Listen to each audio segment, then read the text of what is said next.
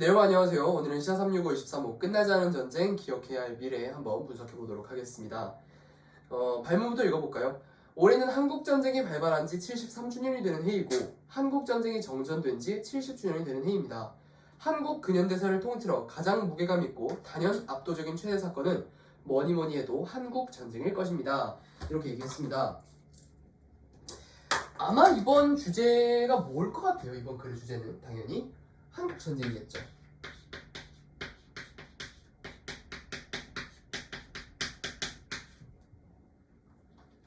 우리가 아는 6.25 전쟁입니다. 그냥 전쟁이라는 게 한국전쟁이 주제인데 지금 보니까 무슨 이야기를 했냐면 한국전쟁이 현재 발발한 지 시작된 지는 얼마가 됐냐면 73년이 됐고 정전된 지는 70년이 됐다고 했습니다. 그래서 저는 어느 단어에 좀 주목을 해보고 싶냐면 바로 이 정이라는 단어에 주목을 해보고 싶어요. 정이라는 단어. 이 정이라는 게 머무를 정자입니다.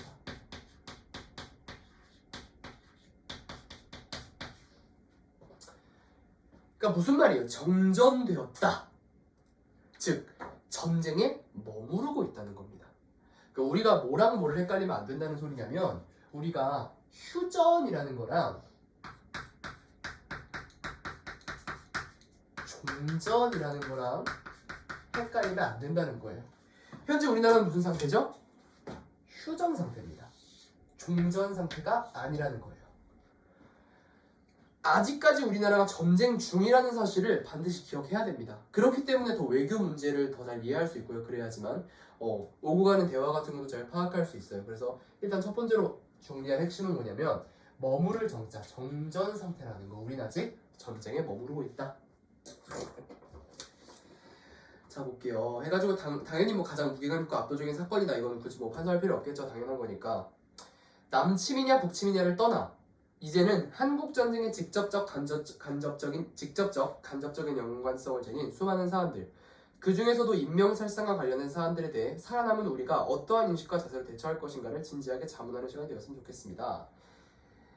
일단은 그 전에, 뒤에 내용 설명하기 전에 여기서 분명히 여기 뭐라 그랬냐면 남침이냐 북침이냐를 떠나서라고 했습니다.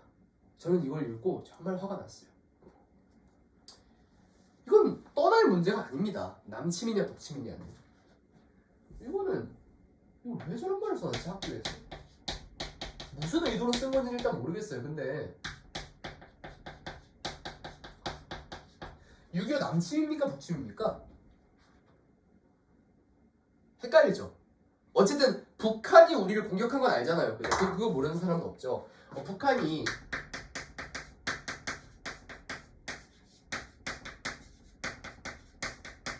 남한을 공격했다는 사실은 모두 알고 있잖아요. 근데 남침이라는 표현을 써야 될지 북침이라는 표현을 써야 될지가 헷갈린단 말이에요. 왜? 누가 공격하는 건지에 대한 문제인지 누구를 공격하는지에 대한 문제인지. 전한길 선생님이 가장 쉽게 설명해 주시는 방법이 있는데 바로 우리가 흔히 똥침을 한다 이렇게 얘기하잖아요. 탄설하니까 좀 웃기긴 한데 똥침이 손으로 찌르잖아. 근데 손침이라고 안 하죠. 왜? 내가 찌르는 방향을 의미하는 거잖아요. 마찬가지입니다. 남쪽 북에서 찌른 게 아니라 북쪽에서 남쪽을 찌른 거죠. 그렇기 때문에 남침이 맞습니다. 그러니까 이걸 알면서도 북침이라고 하는 사람은 무슨 사람들이에요? 우리나라가 북한을 먼저 침략했다 이렇게 얘기하는 사람들입니다. 실제로 전쟁에 있어서 누가 성공을 했는지, 누가 선제 공격을 했는지의 여부는 굉장히 중요한 문제입니다. 이렇게 다 분필이 부러지지?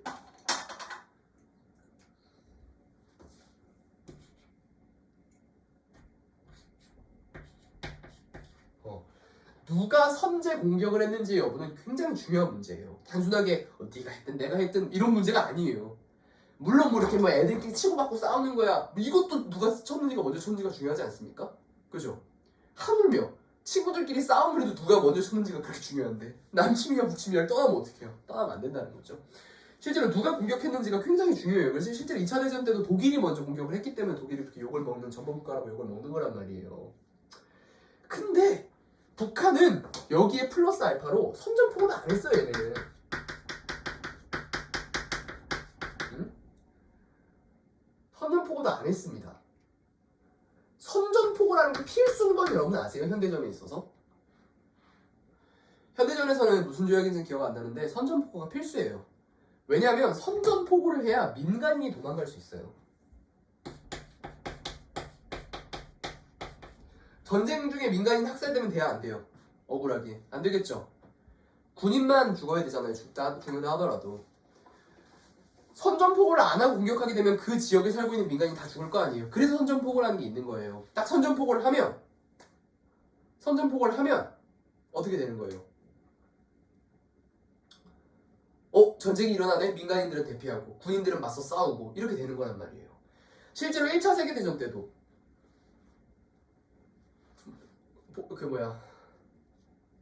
갑자기 생각이 안 나. 무슨 사건이지? 세르비아 청년이 황태자 암살한 사건. 지금 무슨 사건인데? 생각이 안 나네. 하여튼 그 사건이 일어나니까 바로 선전포고 하죠, 남북에서. 이런 식으로 선전포고라는 게 있어야 되는데 심지어 북한 6.25 전쟁은 선전포고도 안 했다, 북한이. 그렇기 때문에 굉장히 끔찍한 전쟁이라고 그러고 욕을 먹는 거예요, 북한이. 그러니까 제가 지금 뭔가 북한이 나쁘다, 북한은 만 악이다 뭐 이렇게 얘기하는 게 아닙니다. 이 전쟁에 있어서만큼은 확실하게 이해를 해야 된다는 거예요, 그죠? 한국사를 배운 사람으로서, 그죠? 그래서 우리는 지금부터 뭘 볼 거냐? 한국 전쟁의 직접적, 간접적 연관성을 지닌 수많은 사람들, 연관성을 지닌 사건들을 우리가 지켜보겠다라는 거죠. 사건들을 찾아볼 거고, 그 중에서도 뭘 볼 거냐면 인명살상에 대한 사건들 위주로 볼 것이다 라고 이야기를 하는 거고요. 그래서 어떠한 인식, 그리고 우리가 그래서 어떠한 인식을 가져야 되고, 우리가 어떻게 이것에 있어서 대처해야 하는지라는 것을 한번 살펴보겠다는 겁니다. 해가지고 굉장히 진지하게 어떤 자세로 임할 것인지 한번 보자라는 겁니다. 보겠습니다. 기사 첫 번째 볼게요. 끝나지 않은 전쟁, 기억해야 할 미래. 한국전쟁 정전 70년. 남아있는 상처, 드러나지 않은 상흔. 전주 군산형무소 재소자 집단 사살 사건. 이야, 이거 여러분 되게 이해하기 어려웠을걸? 왜냐면 저도 강의를 이거 다시 찍는 거거든요. 원래 이전에 한 30분 찍었다가 이걸 잘못 설명해가지고 다시 설명을 하는 거예요.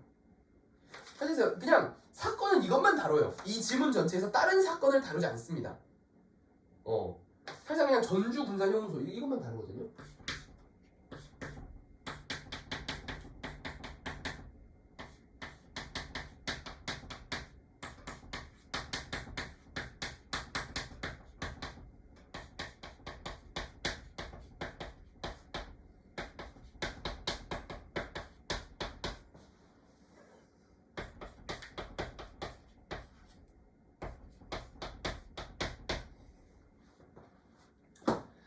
띄어쓰기를 좀 과도하게 한 것 같기도 한데 쉽게 말하면 전주에서 일어난 재소자를 사살한 사건인데 이거에 대해서 제가 기본적인 띠오리를 얘기해 드릴게요. 기본적인 이론을. 일단은 육하원칙에 따라서, 육하원칙까지는 아니고 누가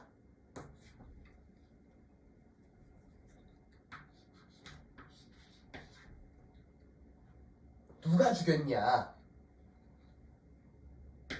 아군이 죽인 겁니다.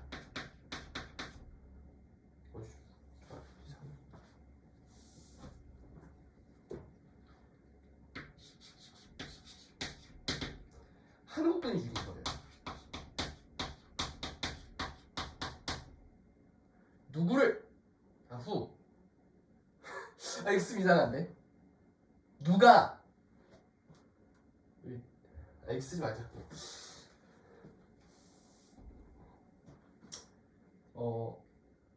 이렇게 합시다. 다해. 누가 죽였냐? 피해. 일단 다해는 군인, 경찰. 피해는 민간인, 재소자. 기본적인 이론을 설명하는 거예요. 가해자, 즉 누가 총질을 했냐? 이거는 군인이랑 경찰이 총질을 한 거예요. 근데 누가 총을 맞았냐? 민간인 재소자, 그 형무소 안에 있었던 민간인 재소자가 총을 맞은 거예요. 그렇다면 이들은 어디 사람인가? 피해자는 어디다? 남한 사람들입니다. 남한의 민간인 제조사 당연하죠. 전주니까 전주 사람들이겠죠. 자, 그렇다면 피해자 아니 뭐야 가해자는 누가 총 쐈을까? 당연히 남한이니까 북한이 안 쐈습니다. 남한이 쏜 겁니다. 이게 굉장히 헷갈리는 포인트라는 거예요. 그러니까 아군이 아군.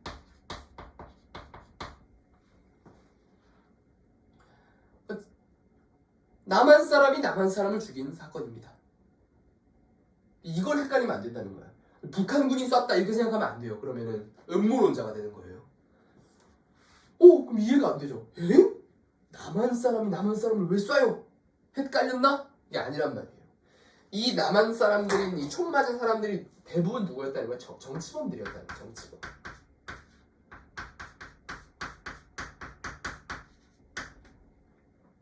정치범이 뭔지 알죠? 뭔가 사상적인 범죄를 저지른 사람들을 정치범이라 그래요. 이것에 대해서 이해를 하려면 이때 당시에 이데올로기에 대해서 알아야 돼요. 이데올로기.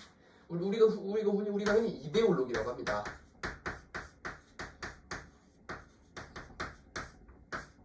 이념이라 그래. 이념이라 그러는데 이때 당시는 이 이념 간의 대립이 매우 극심했던 시대입니다. 요새는 솔직히 말해서 좀 뭔가 좌익적인 발언을 해도 우리나라에서 야 솔직히 뭐 공산주의도 좋은 거 아니야 이렇게 얘기해도 뭐 그래 우리 넘어가잖아요. 이때 당시에 에이 뭐 공산주의도 좋은 거 아니까지만 하면 바로 총을 쏘거나 뒤에서 주먹을 날린다든지 발을 찬다든지 바로 뿔어 앉혀가지고 감옥으로 끌고 간다든지 이랬던 시절이에요. 그 정도로 이념의 대립이 엄청나게 심했던 시절이라서 흔히 말하는 좌익, 우익. 여러분 살면서 한 번쯤 무슨 말 들어봤어요? 좌파 빨갱이 뭐 이런 말 들어봤죠? 좌익이 북한 쪽이에요. 북한. 우익은 남한 쪽. 그러니까 이 좌익이 북한 쪽이니까 우익이 남한 쪽이고 좌익 인사들이 수감이 됐다는 거예요. 정치범인데 어떤 정치범이냐? 좌익 인사들. 그죠? 남한이니까. 좌익이기 때문에 범죄였을 거 아니에요. 우리나라에서는. 좌익 인사들이 수감돼 있었는데 이데올로기에 쌓인 아군이 쐈다는 거예요. 무슨 말인지 알겠죠? 그러니까 북한과 유사한 사상을 가지고 있는 사람들이 분명히 있었거든요. 그 사람들이 뭐 나쁜 건 아니에요. 그런 사상을 갖고 있던 사람들을 아군이 그것도 경찰과 군인이 민간인을 사살한 사건이다라고 생각하면 됩니다. 그래서 약간 스토리텔링 형식으로 재밌게 설명을 해보면 재밌는 일은 아니지만 이해가 되게 쉽게 설명을 해보면 내가 전주에 살고 있는 김세준 학생이에요. 20살 가량. 나는 자 들어보세요. 전주에 살고 있는 난 평범한 남한 학생이에요. 근데 어느 날 뭔가 사회주의에 나 관심이 생겼어요.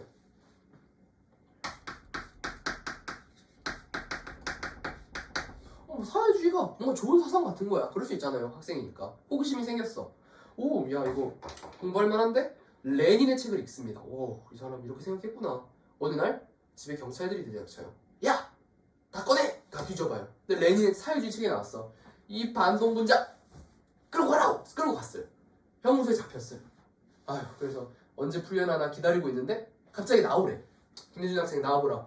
따라오래요. 따라갔어요. 구덩이가 파져 있네. 왜 구덩이를 파놨지? 여기 서라. 섰어요. 그들 갑자기 총을 쏜 거예요. 죽은 거예요. 이런 상황이라고 생각하면 됩니다. 어떻겠어요, 굉장히? 엄청나게 일단 갑작스럽고 굉장히 뭔가 잔혹하죠.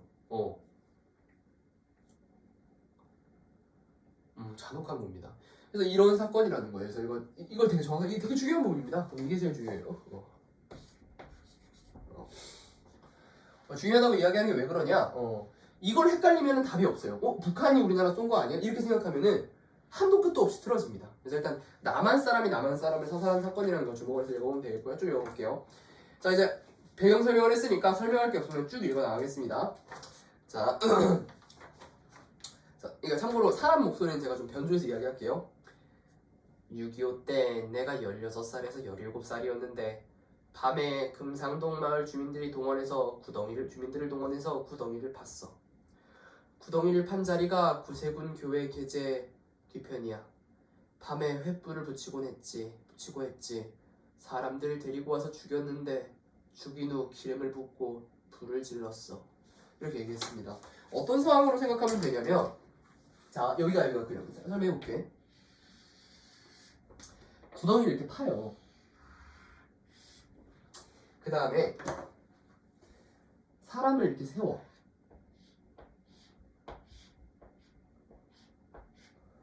사람을 세워요. 그 다음에 앞에서 총을 발사해.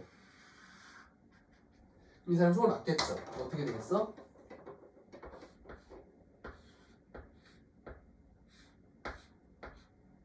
구덩이 안으로 떨어지겠죠. 그러면서 여기 막 시체가 쌓이겠지. 한 명만 쏘진 않았을 거 아니야. 시체가 쌓이면 어떻게 해요?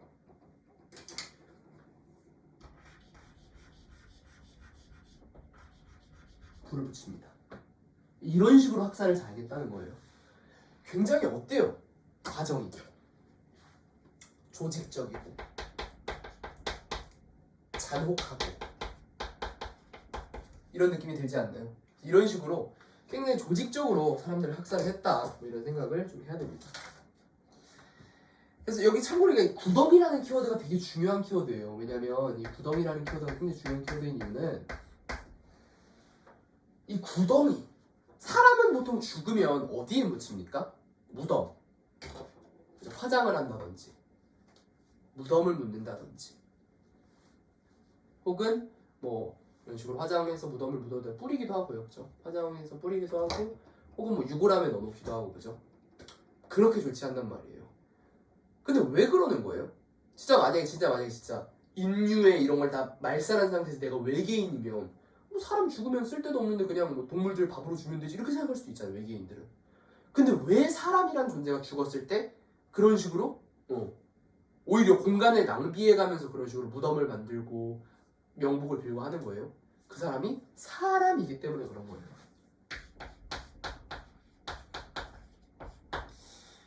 여러분, 모기 잡아서 죽인 다음에 모기 무덤 만들어준 적 있어요? 우리 모기. 그런 적 없잖아요. 왜? 모기는 존엄하지 않다고 인간들이 기본적으로 생각하기 때문에. 사람은 어떤 존재예요? 존엄한 존재죠. 그렇기 때문에 구덩이라는 표현을 안 씁니다, 기본적으로. 그죠? 뭐 김노인의 장례는 구덩이에서 치렀다 이렇게 얘기 안 한단 말이에요. 무덤에 내뒀다 한단 말이에요. 근데 그 구덩이라는 표현이 등장한 건 뭘 의미하냐면 이 학살이 굉장히 어떻다는 거야. 이 학살 과정이 전체적으로 인류애를 말살한 상태에서 사람이라는 것을 배제했다고 볼 정도로 잔혹하다라는 거예요. 지금 무슨 말인지 알겠죠? 그러니까 단순하게 사람을 죽인 뭐 그리고 심지어 재소자니까 사형당한 거 아니야? 이렇게. 그러니까 이게 사형이랑은 거리가 있다. 사형이 아니다라는 거예요. 이거는 사형이라고 얘기하면 안 돼요. 사형이 아니라 이건 명백히 뭐다? 학살이야, 학살. slaughter. 학살입니다, 학살. 박모 씨는 한국전쟁 당시 작은 아버지가 전주경찰서에 수감돼 있었지만 전쟁 발발 직후 어딘가로 끌려가 죽었다는 이야기를 듣고 시신을 찾기 위해 아버지와 누이가 효자동 황방산 일대를 찾아다녔다고 합니다. 그래서 여기가 발생한 위치가 황방산이에요, 황방산. 여기가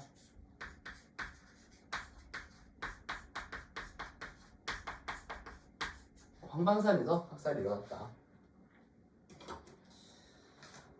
이후 황방산 일대로 소풍을 오면 고구마 두둑 형태를 이루는 것이 많았는데 그것이 유해를 매장했던 것으로 추정된다고 증언했다. 그러니까 굉장히 지금 어때요? 이게 합장한 거잖아. 사람들 그냥 다 죽인 다음에 묻은 거지 한꺼번에. 굉장히 이게 지금 잔혹한 거죠. 6.25 전쟁 발발 직후를 즈음해 한강 이남 형무소들에서는 대규모 수용자 학살 사건이 벌어졌다. 비교적 후방으로 평가하는 호남 지역에서도 그 아픔은 존재했다. 이게 사실상 한강 이남이라는 거잖아요. 형무소에서 그래서 이게 여기서 좀 눈치챌 수 있는 포인트가 뭐냐면 형무소 학살 사건.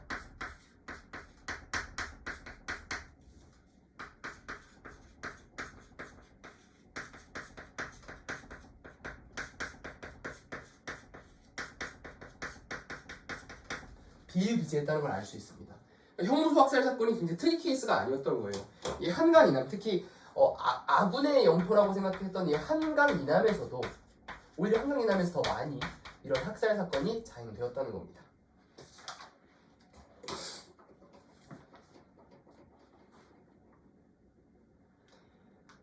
그리고 정전 70년을 맞이했지만 상흔들은 여전히 치유되지 못하고 있다.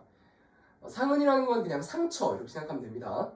전쟁 당시 이념 충돌의 희생양은 바로 민간인들이었다. 또 나오죠. 이념 충돌. 그러니까 여기서 이게 충돌이 발생했을 때 결국 누가 다 책임을 지게 된다? 민간인이 책임을 지게 된다는 거죠.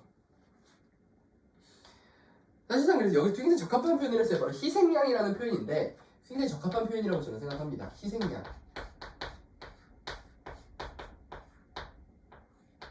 희생양이 되었다는 거예요. 희생양. 제일 적합한 표현이에요. 사실상 얘네들 중에서 학살당한 얘네들이 하면 되지. 학살당한 분들 중에서 물론 진짜 정치범들도 있었겠죠. 하지만 정치범이 아닌 사람들도 있었을 수 있단 말이에요. 그러니까 완전히 희생양이 됐다고 봐야 됩니다. 전북 지역에서는 당시 형무소에 수용 중인 민간인들의 학살이 군경에 의해 자행됐는데 참고로 군경은 군인 경찰이라는 뜻이고 대표적인 곳이 전주형무소와 군산형무소였다. 그래서 전주군산 사건이라고 하는 거고요. 진실화해위원회는 참고로 그냥 얘기하면 팁인데 공부할 때 여러분이 뭐 많이 볼 거예요. 도대체 진실, 화해,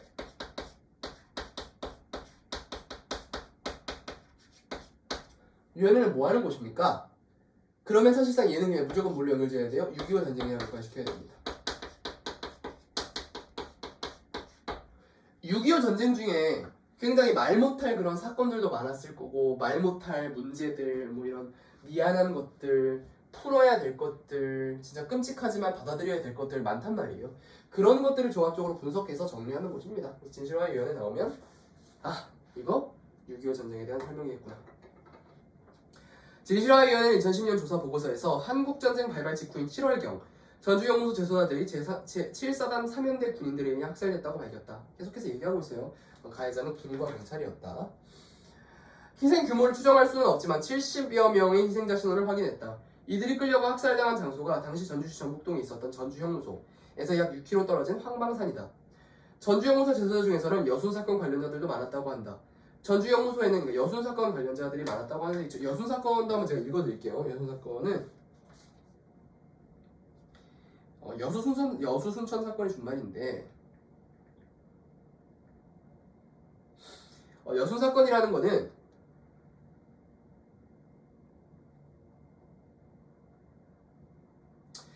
좌우 대립으로 발생한 사건입니다. 좌우 대립.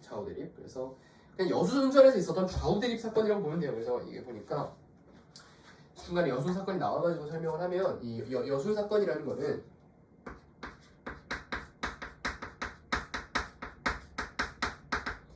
1948년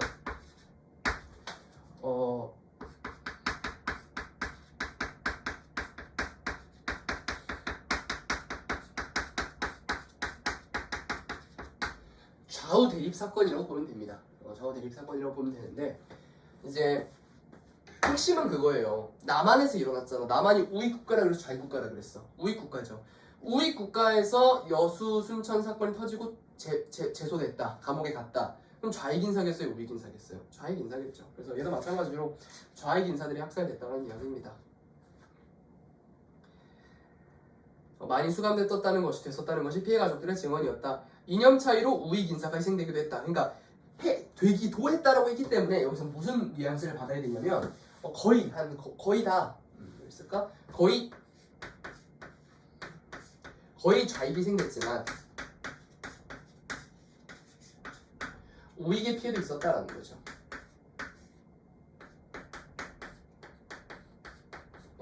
거의 다 좌익이 희생된 사건이지만 실제로 우익 피해도 있었다 해가지고 앞서 2009년 진실화위원회는 조사보고서에서 양일간 전주형무소에서 인민군 102 경비대 전주형무소장 이하 간수 내무서원 좌익에 의해 반동분자로 규정된 우익 인사가 1000여 명 이상 희생된 것으로 판단된다라고 밝혔다.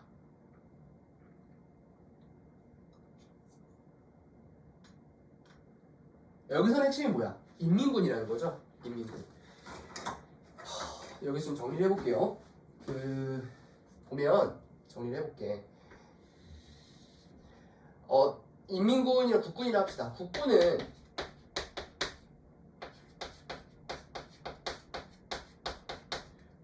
누구를 공격하겠어요? 국군은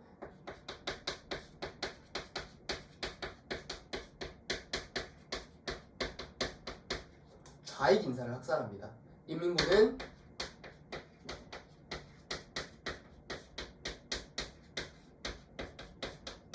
우익인사를 학살하겠죠. 그래서 방금 설명한 부분은 이 인민군의 우익인사 학살 이쪽과 관련된 내용이겠죠. 그래서 그냥 쉽게 말하면 진짜 간단하게 말하면 그거야. 이념에 반대되는 거 있죠.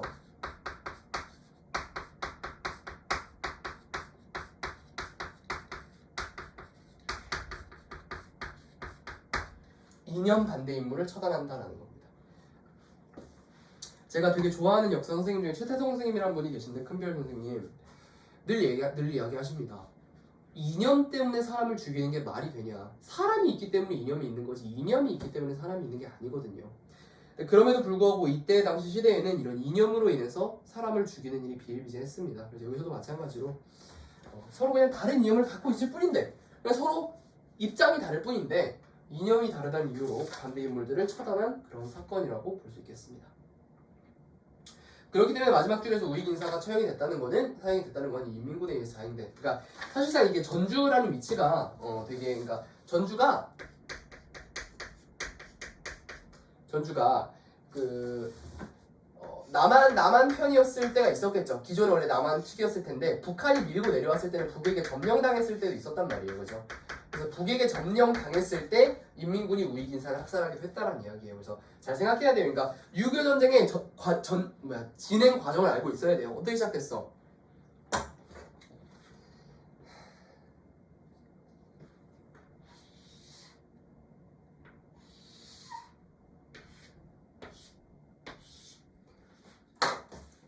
맨 처음에 북한이 기습 남침했죠. 어디까지 밀렸어? 거의 부산까지 밀렸단 말이야. 이 밀리는 과정에서 전주가 함락이 됐을 거 아니에요. 그 과정에서 인민군이 우익인사를 학살했다는 이야기입니다. 자, 전주 3차에 걸쳐 희생자 유해 발굴 44개체 확인. 2020년 한국전쟁 발발 70주년을 앞둔 2019년 전주시 주도로 전주지역 한국전쟁 민간 희생자에 대한 전주시와 전주대학교 유해 발굴이 시작되었고 희생자 44개체가 발굴돼 안치됐다. 자, 지금 계속해서 무슨 작업을 한다는 거예요? 발굴해가지고 뭐 어떻게 한다는 거야? 발굴해서 여기 썼을까? 발굴해가지고 현재 진행 중인 작업은 뭐냐면 발굴을 해. 그 다음에 안치해. 여기는 어떤 의미가 있겠어? 뭐랄까 사과의 의미도 분명히 담겨 있겠죠. 누구로서의 사과겠습니까? 나라로서. 이러한 끔찍한 학살을 자행했던 국가로서의 사과가 되겠죠. 먼저 2019년 전주시 효자동 황방산 및 산정동 소리 게재에 대한 사건 조사가 진행됐다. 두 지역에 대한 시굴 조사 결과 전주시 효방동 황방산에서 유해 매장 추정치가 발견돼 발굴 조사로 진행됐다. 산정동 소리 게재에 대해서는 두 차례 조사가 이루어졌지만 현재까지 유해 매장 추정치를 확인할 수 없는 상태다. 현재 황방산 일대 위주로 3차 조사가 진행 중이다. 황방산 발굴 조사 결과 유해 매장지는 3년의 구덩이 형태로 확인됐다. 구덩이는 모두 남북 방향을 하고 있으며 등고선이 나란하게 조성되어 있고 기다란 구덩이를 파서 학살을 외장한 것으로 판단된다는 것이 조사단의 설명이다. 조사단은 전주 지역, 그러니까 이게 핵심은 계속 그거예요. 3년의 구덩이라고 이야기하는데 이 3년의 구덩이가 뭘 의미하는 거야?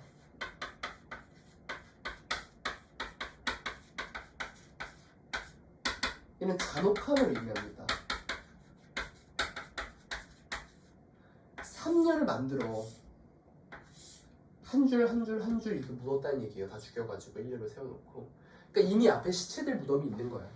또 일자로 서서 총격을 받고 죽는 거예요. 굉장히 끔찍했다는 거죠.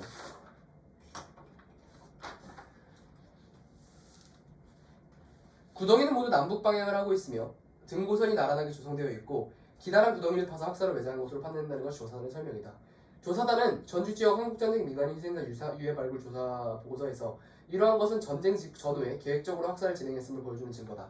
그래서 계획적으로 학살의 증거가 자야겠다. 그래서 이 계획적 학살의 증거가 있습니다.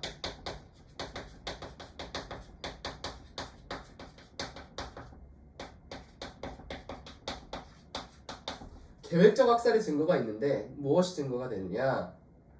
바로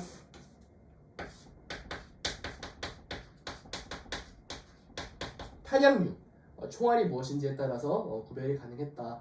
그리고 나서 무기체계, 그죠? 무기체계. 그러니까 무기랑 관련이 있기 때문에 그때 당시 경찰이 착용했던 무기가 뭐였느냐라는 거죠. 그래서 이러한 출토품은 그 당시 군인 혹은 경찰이 착용하는 무기, 위에서부터 안 읽었구나. 다시 설명할게요. 그래서 학살의 주체가 탄약류에 의해서 구분이 가능하다고 했는데 탄약류는 칼빈 소총 탄피, M1 소총 탄피, 탄두 및 철제 편 등이 출토됐다. 이러한 출토품은 그 당시 군인 혹은 경찰이 착용하는 무기체계와 일치하고 무기체계의 일치는 학살 가해자가 그때 당시 군인과 경찰 등 정부에 의해 장애된 것을 보여주는 증거라는 것이 조사단의 설명이다. 핵심은 또 뭐냐면 바로 정부의 장애의 핵심이 있는 거예요.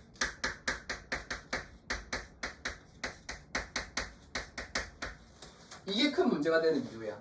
만약에 군인들이 우발적으로 열받아! 하면서 총을 난사했으면 뭔가 빠져나올 구멍이 있어요.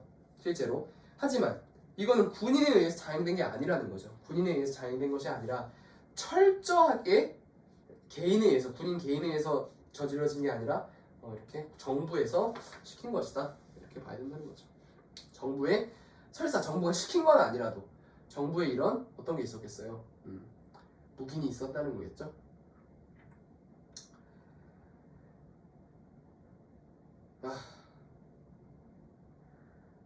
자 봅시다. 치아를 분석한 결과 마모도에 의해 당시 희생자들은 29세에서 35세 정도로 추정된다고도 했다. 나이도 어때요? 29세에서 35세.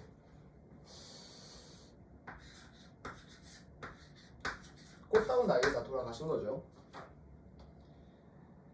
이윽고 1년 넘은 발굴조사 결과 2021년 5월 18일 전주시와 전주대학교는 군경에 의해 억울하게 희생된 전주지역 민간인들의 유해와 유품이 발굴됐다며 유해 44개 채를 발견했다고 공식 밝혔다.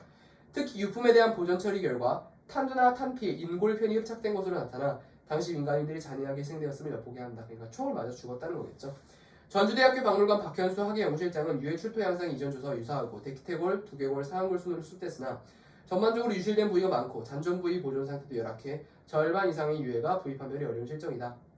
보고서는 전주 지역 한국전쟁 민간인 희생자 유해 발굴을 통해 희생자와 유가족의 깊은 애도를 전하며 그래서 계속해서 뭘 얘기하고 있어요? 애도에 대한 얘기하고 있습니다. 애도를 표하고 있다. 애도를 전하며 조사 과정, 보고서 작성 등 모든 과정에서도 마음 깊이 희생자가 영면하게 기원한다고 밝힌 뒤 향후 지속적인 유해 발굴 및 추모 사업에 대한 관심과 예산 지원이 필요하며 유해 발굴 및 추모 사업을 통해 한국전쟁 민간인 희생자에 대한 영면 및 유가족에 대한 위로가 이루어져야 할 것이라고 밝혔다.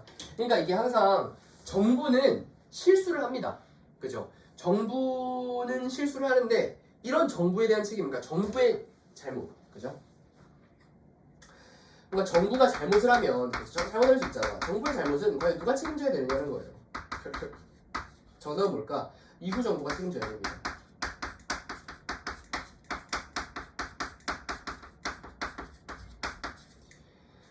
이때 당시 6.25 당시 정부의 책임은 이후 정부, 현대 정부의 책임이 되는 거예요. 해가지고 뭐가 드러나는 거야? 유가족에 대한 보상 얘기가 나오는 이유입니다. 이러한 아픔들을 모두 견뎌야 했던 유가족에게 당연히 현재 정부, 대한민국의 정부로서 이전 정부가 한 이런 만행에 대해서 사과할 필요가 있겠죠. 항상 그런 거예요. 전주시는 1차 유해 발굴 조사에서 나온 두개골과 치아, 다리뼈 일부 등 유해 34개와 M1 소총, 권총 탄피 벨트 등 129건을 2차에서 추가로 발굴된 유해 10개 채와 유품 84점 등 2020년과 2021년 두 차례에 걸쳐 세종시 추모의 집에 안치했다. 그래서 어디로 안치했대요? 세종시 추모의 집.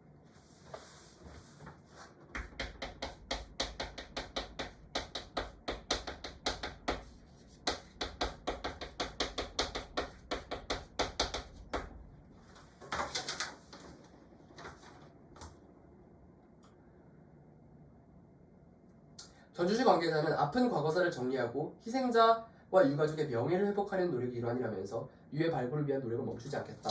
그래서 이렇게 이야기하는 거예요. 만약에 물어볼 수 있잖아. 이런 말 물어보는 건 당연히 실례겠지만 왜 유해 발굴하나?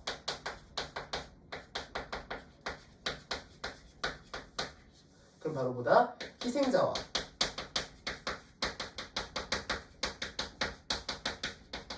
유가족의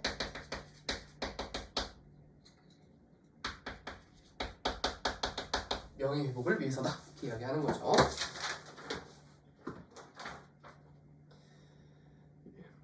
희생자 잊지 않기 위해 전시회도 개최해서 지금 계속해서 뭐 전시회라든지 뭐 이런 것들에 대한 얘기가 계속해서 나오고 있다. 이게 다 뭐다? 명예를 회복하기 위함이다.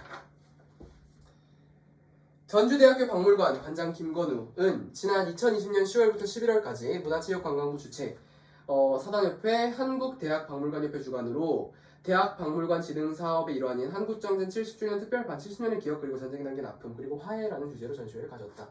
당시 전시는 한국전쟁 70년이 되는 해 우리 기억 속에서 잊혀가는 전쟁의 참혹한 현실과 슬픔을 어루만지고 좌우 대립이 아닌 과거에 대한 반성과 화해의 방법을 제시하고자 했다. 그래서 뭔가 대립이 아니라 반성과 화해. 계속해서 나오는 지금 키워드죠. 반성.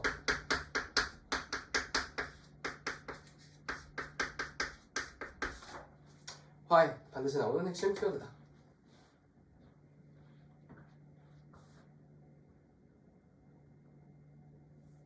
희생자 잊지 않기 위한 전시회도 개최. 전주대학교 박물관 할까요? 죄송합니다.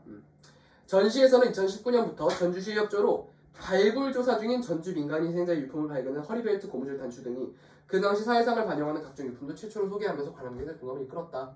전시 유품의 허리벨트에 올림픽 오륜기와 복싱 그리고 영문으로 코리아라는 글씨가 새겨져 있는 것을 엑스레이 촬영으로 확인. 유품과 관련된 민간 희생자가 누구였는지 깊은 관심을 유발했다. 이외 춘 또는 대공으로 추정되는 글씨가 새겨진 허리벨트 한 점도 큰 관심을 받았다. 솔직히 말하면 전부 다 그냥 다른 뉴스에서 쓰인 똑같은 주제에 대한 글이에요. 이 전주 민간인 제소자, 형무소 제소자 집단 사살 사건에 대해서 박물관을 만들겠다, 뭐 전시회를 열겠다, 뭐 계속해서 똑같은 이야기 하고 있는 겁니다. 유품 발굴했다. 땅 속에서 고향으로 돌아가지 못하는 군산연못의 희생자들. 유해 발굴과 안치까지 이루어지고 전시회까지 개최된 전주와 달리 군산의 사정은 확실히 다르다. 그래서 이건 아주 중요한 건데 이 전주의 사정이랑 군산의 사정은 다르다. 진실화해를 위한 과거사 정리위원회 보고서에 군산형무소는 전쟁 당시 900에서 1000여 명을 수용하고 있었는데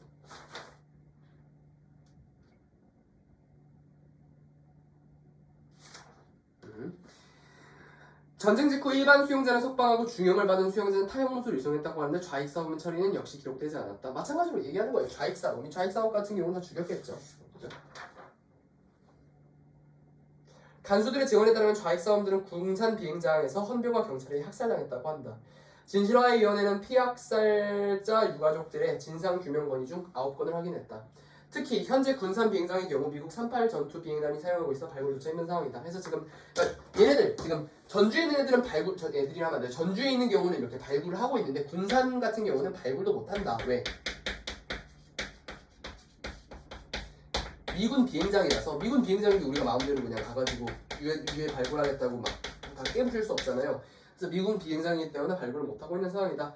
구체적인 내용으로 한국 교정사에 따르면 군산형무소는 군산시 금광동에 위치해 있으며 1950년 7월 16일 일반 수용자는 일시 석방되고 그러니까 보니까 일반 석방 중범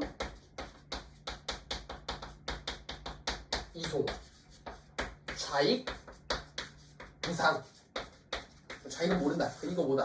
학살당했다. 그죠? 10년 이상 징역형 무기형 사형을 받은 좌익사범들은 군산 비행장에서 헌범행 경찰에 사용됐다는 내용이 있었다.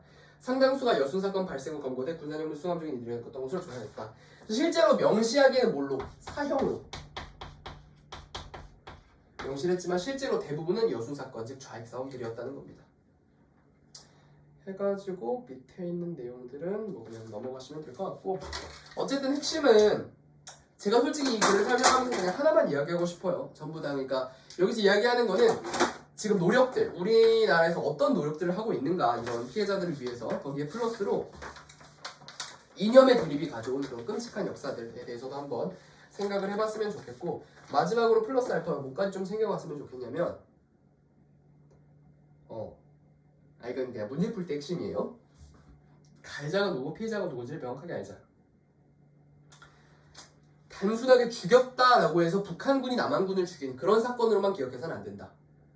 이건 분명히 같은 나라 사람이고 같은 민족이지만 이념이 다르다는 이유만으로 우익 인사가 좌익 인사를 학살한 사건이다. 심지어 정부가 민간인을 죽인 사건이다라는 끔찍함 이런 것들을 같이 좀 챙겨봤으면 좋겠습니다. 네, 오늘 정리는 여기까지 하도록 하겠고요. 이상 마무리하도록 하겠습니다. 들어주셔서 감사합니다.